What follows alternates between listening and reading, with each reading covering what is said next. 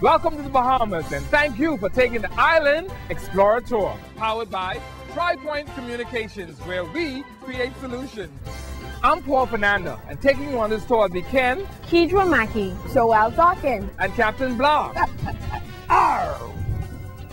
On this tour, you'll meet the historic and beautiful Queen Victoria. She was the longest reigning monarch in British history.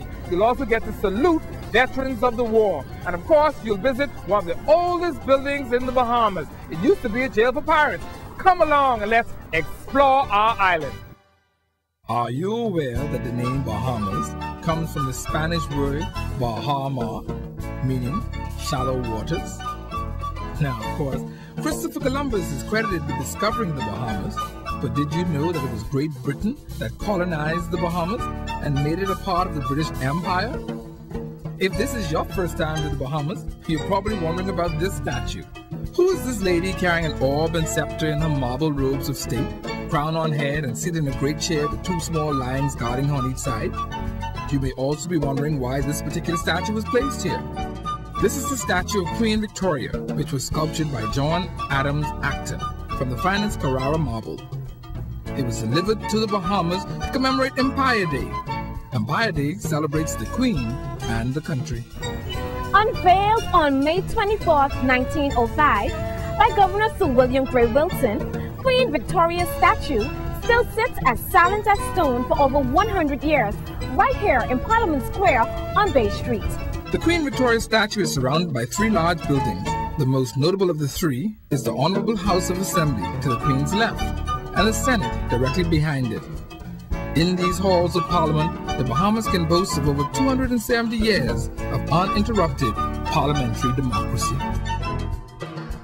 The Duke of Windsor, a descendant of Queen Victoria, rather than give up the love of his life, Mr. Simpson, chose to abdicate. As a result, this made him the only monarch of Britain, and indeed any Commonwealth realm, to have voluntarily relinquished the throne.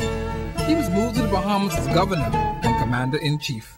If you are married or thinking about it, maybe you should ask your significant other if they would give up a throne for you.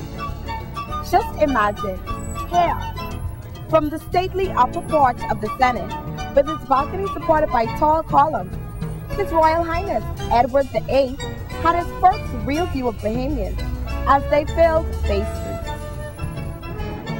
Her Majesty Queen Elizabeth II, the niece of His Royal Highness, has also waved to her subjects from that same balcony of the Senate after the opening of the Bahamas Parliament.